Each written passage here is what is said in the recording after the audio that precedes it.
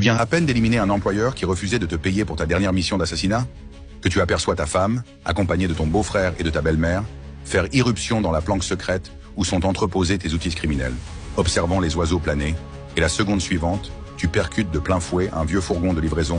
Tu sors immédiatement de ta voiture, t'excuses auprès du livreur à vélo et lui proposes même une compensation bien plus généreuse que ce qu'il aurait pu imaginer. Mais il refuse sèchement ton offre. Ses cris attirent une voiture de police au loin. Une fois sur les lieux, le livreur t'accuse formellement. Les policiers, conformément à la procédure, exigent les papiers d'identité des deux parties. C'est alors que tout bascule.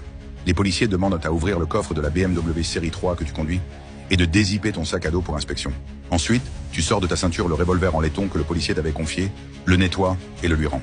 Avant de partir, tu récupères tes papiers d'identité confisqués par les policiers, refermes le coffre de la BMW et quittes les lieux sans laisser la moindre trace, hormis les deux hommes encore endormis. Un peu plus tard, cette BMW série 3 pénètre dans un parking souterrain désert. Là, tu retires les plaques d'immatriculation avant et arrière, contenant des données numériques, et tu effaces toutes les empreintes digitales ou traces biométriques à l'aide d'une mousse pulvérisée très puissante. Tu passes un appel à ta femme et lui proposes de se retrouver à Paris, dans un hôtel malaisien, pour tout lui avouer. Mais les choses ne se passent pas comme prévu. Lorsque vous vous retrouvez, elle te gifle violemment la joue gauche sans hésiter. Touché par ce lien familial, tu choisis à nouveau de lui mentir. Ton jeu d'acteur, digne d'un Oscar, la convainc et elle décide de te pardonner. Mais une fois qu'elle s'endort paisiblement, tu prends à nouveau la fuite sans prévenir. Une mission en euros t'attend encore quelque part. Pendant ce temps, à New York, l'équipe de ton ancien employeur débat autour de ton assassinat. Les avis sont partagés jusqu'à ce que ton nouvel employeur reçoive des renseignements confirmant que tu avais tué l'ancien parce qu'il t'avait engagé sans te payer. Rassuré, il baisse la garde, temporairement.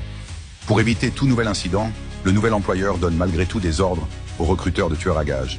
De son côté, la future cible de cette nouvelle mission apprend par l'un de ses gardes du corps qu'un attentat est prévu contre lui pendant une conférence de presse. Protégé par un important dispositif de sécurité, il ne s'en inquiète guère et se contente de sourire. Toi, pendant ce temps, tu arrives en avance à Tallinn, la capitale de l'Estonie, dans la salle où la conférence doit se tenir. Tu repères les lieux et identifies d'utiliser un petit outil dissimulé dans ton portefeuille pour forcer l'entrée d'un passage technique caché derrière un rideau insonorisé. Progressivement, tu te faufiles jusqu'à la zone de l'estrade. Mais au moment où tu vises en calculant l'angle balistique avec ton pistolet et que tu sors ton téléphone pour photographier la scène, un technicien actionne par erreur le rideau insonorisé. Pris au dépourvu, tu n'as d'autre choix que de t'agripper au câble suspendu pour éviter la chute. Ton téléphone, lui, s'écrase au sol. Pire encore, le câble mal fixé commence à se détacher et glisse de plus en plus. Tu tombes lentement. Heureusement, au rythme de la musique de fond, les rideaux se referment, stabilisant temporairement le câble. Tu profites de cet instant pour remonter et t'en sortir de justesse. Allongé sur le rideau, tu allaites longuement, encore secoué. Une fois la foule dispersée, grâce à un membre du personnel, tu récupères ton téléphone tombé au sol. En fouillant dans les données, tu obtiens le numéro de ton contact cible, une aubaine dans cette opération.